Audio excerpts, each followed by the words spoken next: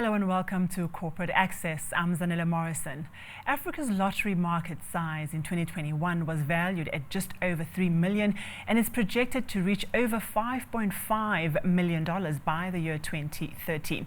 As big as this market share is, it is key for us to understand the impact and contribution that this business has on the South African economy, its contribution to employment and other socio-economic challenges. To go through this conversation and to unpack the organization, I'm joined by Africa's first black female CEO to run Ithuba Holdings, South Africa's lottery operator, and that's Charmaine Mabuza. We will delve deeper into Ithuba's operations and shed some light on the gaming industry itself in Africa. Charmaine, thank you so much for joining me for this conversation. Now, Ithuba has been running it has a good track record, has been running for a good few years, but those have not been against tremendous challenges. What, in your mind, has been the most difficult, most challenging, and yet also the very thing that brought out the best in the organization?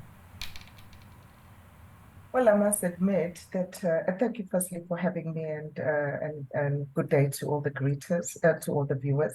But I must admit that there has been a number of challenges, and particularly in this region, we've seen in the past couple of years there was COVID, which challenged, I think, nearly every business sector and every business all over the world, not just in South Africa. And so it was one of those that really challenged us. But also we've seen specific challenges within the region, such as we've had the riots in this area, we've had load shedding, and there's the economy, the state of the economy has been also a bit challenging for itself, more than we would have liked, and therefore this makes you as an operator dig harder and deeper to produce the best results and to keep your teams motivated and to keep being the leading operator in Africa or in the world. So we've really had to bring our best foot forward in order for us to remain relevant and to remain the best operator that we can be. Charmaine, you have a remarkable career history, as back as just after democracy, having established one of the biggest female investment organizations. You've also gone on to sit at the University Council for the Mpumalanga Provincial University. You've done so many interesting things. Do you believe that you've prepared yourself for this opportunity here to lead Ithuba forward? Well, I think the last couple of years, I must say that I do believe that whatever things that I did in the past has brought out the best in me, or I learned from them, because everything happens for a reason, whether you sit on a certain board, whether you're just working on community projects, or whether you're starting your own businesses. This becomes relevant when you are having to run an operation like Ithuba, because one, it's very complex, two, very competitive, three, it's highly costly, to even start rolling out such operations. So I'm grateful for whatever challenges I've had before, or whatever opportunities that I've had to, endure, or I'd come across, because they've shaped the person that I am. And I believe really they've made me become the hard worker, because one of the things that are important to me is to lead from a front and never be afraid of challenges. I just delve into those problems, and I'm a very solution-orientated person, very operational thinking in my mind, and I believe that's very important. It shouldn't just be about boardrooms and theoretical, it's also about the practical value that you bring in an organization and leadership. So that, to me, has been, I think, some of the learnings and some of the things that I've been grateful for, that I've been able to, bring to me, and as part of who I am as an individual. And for me, I find that to be the most valuable form of leadership is that operational, hands-on, visible leadership, not to always do, but to be visible in what it is that you're leading. But now you have to be visible in international gaming platforms, representing this Africa board or this Africa piece of gaming. What does that give you? What does it mean to have to sit in the global platforms and manage our gaming, amidst the best of the world? Well, I must say, one, it exposed me to what the other products, what other organizations do, or other jurisdictions or regions do. And I've been able to benchmark ourselves as an industry in the SADC region and also ourselves as an organization. That was very important to me because often you think you're doing good, you think you're doing the best until you look at what other areas or what the world has to offer. So it's given me that stage or that opportunity to benchmark ourselves. And really, and the most important part is then when you know that you are in the spotlight in terms of Africa, because we're known to be we are the biggest in Africa. It puts a little bit more pressure to make sure that things are done well, that you keep your lead in Africa, that you are forward thinking, that you are an initiator of change. And understanding your regions is also very important.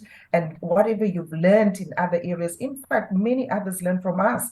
As South Africa, I must say, and proudly so, and many from all over the world have come in just to come in and see our operations because we've done so pretty well and we're known for our efficiencies and the kind of dedication to the industry and forward thinking. We've actually been the leading and been the first in many respects, not only in Africa but all over the world, and many have actually learned from us.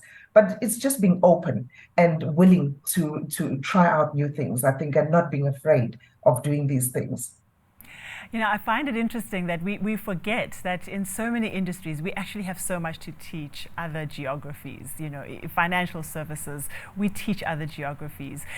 But let's bring it back home. What does it mean for us as a country? What is the contribution of Ithuba to employment, or what's its contribution to our socio-economic environment? How does it make a difference?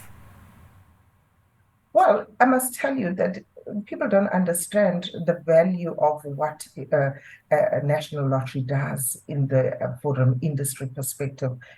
Since we've come in, we've paid about 20 billion rand of revenue in terms of what you call good causes, which is not managed by us, but we have paid over an estimate of that amount. And it's through this kind, I mean, if we are not doing well, then this fund will not be doing well to enable many others to survive, to be able to carry out its mandate. Even during where others were not performing, other industries during the lockdowns, etc., we continued in South Africa because there was a need, our systems were so robust. So back at home, I think from a socio-economic perspective, we've kept to what our mandate is all about, is to maximizing revenues for good causes. We've kept to that undertaking. But also, I think using this very same license, we've been able to localize our systems, our IT, meaning build these ourselves and own this product. And we're one of the few in the world that offers this kind of platforms. And we are grateful for having had that opportunity. We have built our own softwares, which makes the only African software in the world, which can stand in pound for pound in terms of, looking at when you compare to other regions, whether it's the Americans or the Europes, and Africa has got its own now. And that for me has been a wonderful achievement. We've built so many in terms of employment. I mean, I look at our own supplier database. We've got about more than 300 suppliers that we supply, not only in terms of grants, but in terms of work opportunities, let alone just those we employ directly. But I'm talking about our partners. And we're very big in making sure that there's many people that benefit from this opportunity. It's just not only two, but this belongs to many others other than ourselves. Charmaine, I think you've proven that we can do it and we can do it well, but we come from a very volatile times. We are facing huge changes within the continent. Do you have a big, hairy, scary vision for gaming in the continent? Well, I can certainly tell you that our vision is maintaining our lead. And in fact, our big hairy one is that you must see our products anywhere, everywhere in Africa, because we understand the cycle of ourselves as Africans. We understand the environment in which we operate. And many a times people don't understand what it means when a game must appeal to us. It can't be a game I'm giving you with the wizard of, something that doesn't appeal to us as African people. And that's what we do well. So I just want to say that our lead, our big hero is just making sure that we are all over, that we maintain our lead. And I think that's our goal, really. But I also would like to make sure that it is access is very, we have difficulties in terms of infrastructure in the African region. So for us, I believe that the lottery can be used as a vehicle of decentralizing access. Because once you've got access to a lottery, you can have many other vast services. You can buy other products. Because those platforms can be used just for more than just the lottery. So I think that's the big one for me, is making it more easier and simpler to bring products to our people throughout Africa. And what would you say, finally, my last question, your leadership style? What is your leadership style that has brought the organization to where it is today? How you've taken us to being a South African national lottery, and now you're looking at an even bigger continent. What is that leadership style that you lean on that's working for you and the organization? I've been asked this question several times, and I never know what my style is. I'm afraid even sometimes to admit it. But there's one thing that I do know about myself. I'm not afraid to make decisions. I'm not afraid to embrace change.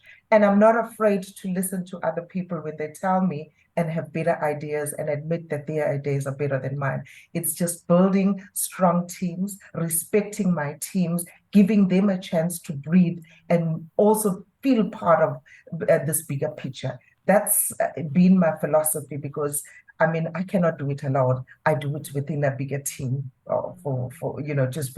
that's just my style. Well, definitely, again, it's a breath of fresh air to hear that from you, because I think that they're amazing entrepreneurial people who can add great value in organizations, and you're proving it yourself. So thank you so much for leading on this front from the front. Wishing you all the best. And that does wrap up our conversation today.